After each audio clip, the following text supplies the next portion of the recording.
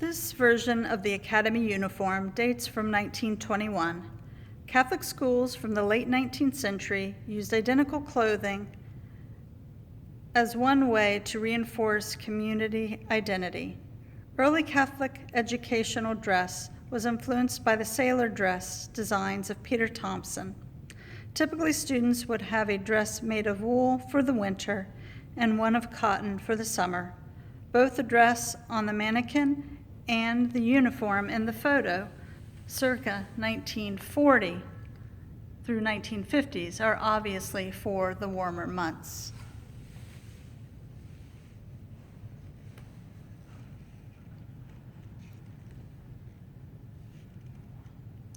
Mother Camilla Madden had the vision that a school would be the best way to serve others in the region. It took several years of persuasion before Bishop Foley granted permission for the academy. In 1896, the doors of the former hospital run by the sisters reopened as St. Joseph Academy to 15 students. The school grew rapidly and campus expansion began by adding classroom space and dormitories, as can be seen in this postcard of the campus. The class ring tradition dates to 1836, when graduating West Point Academy cadets began to wear gold bands. Other academies and educational institutions soon followed suit, though designs varied between schools. A commonality for class rings was the display of class years, as evidenced by these St. Joseph Academy examples from 1926, 1932, 1941, 1953, and 1961. This bugle was used to perform reveille during the daily flag raising at the Academy.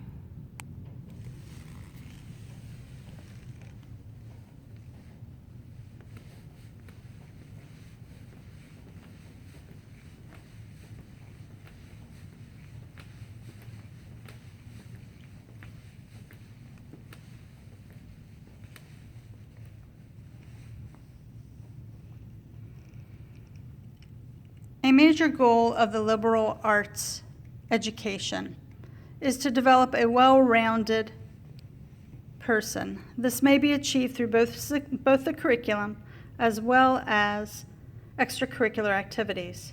St. Joseph Academy offered many opportunities for its scholars to develop competence and confidence through groups focused on musical performance, literary societies, student council, yearbook staff, and honor societies.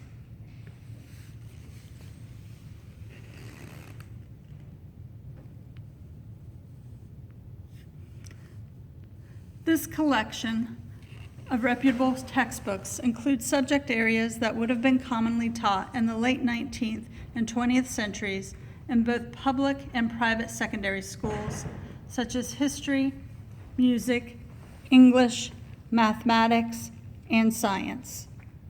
In parochial schools, religion would also be included in the curriculum. The early years of the academy had a significant immigrant population, so German was taught as well as English. Pennants were one way to display school spirit, though now used primarily as a wall decoration. In a bygone era, students would have waved these felt flags while cheering on their athletic teams at matches. The academy belonged to the Girls Athletic Association. This association allowed girls to compete competitively with other schools. Notice in this photo items to represent the sports of softball and basketball.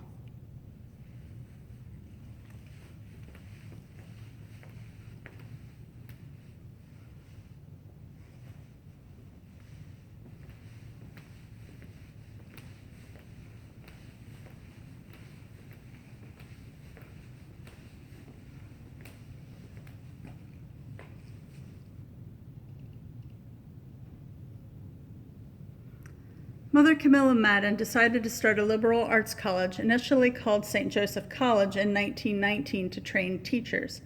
This certificate announced the approval from the state through the University of Michigan for the college to be a recognized teacher training institution.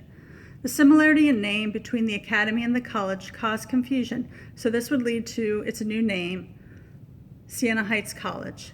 The North Central Association of Colleges and Schools would approve graduate college programs in 1960. As more master levels programs were added, the school would be renamed again to Siena Heights University in 1998.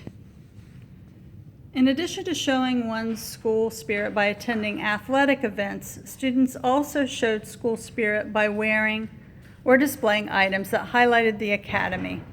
This collection provides some examples such as a mirror compact, silver spoons, beanie, and letter sweater.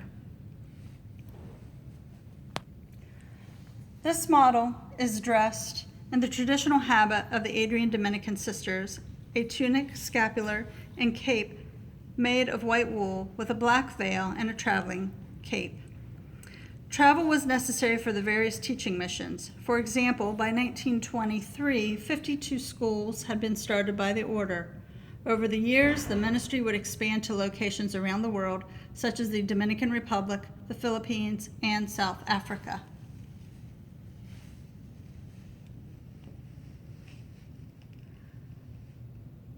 This statue of school patron St. Joseph for many years sat outside the principal's office. Many people know St. Joseph as the patron of carpenters, but he is also the patron of social justice. Encouraging a heart of service for others dates from the foundations of this institution, which continues to the present day.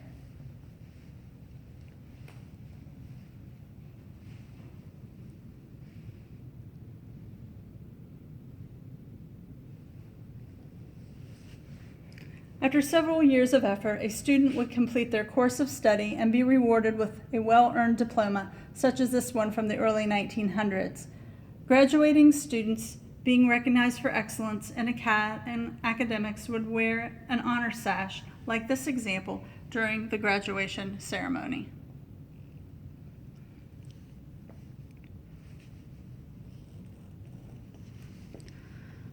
From the first graduates of St. Joseph Academy, pictured here, to the mid-20th century, to the present,